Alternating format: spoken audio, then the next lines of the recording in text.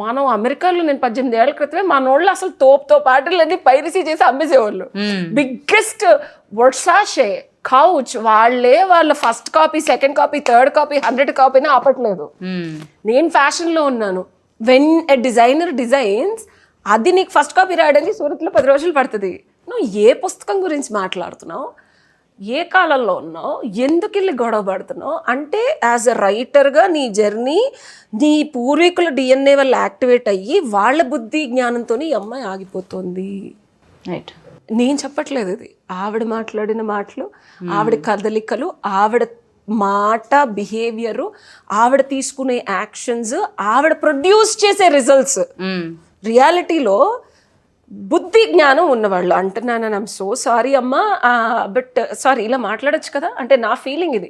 I have a self expression, నేను తిట్టట్లేదు.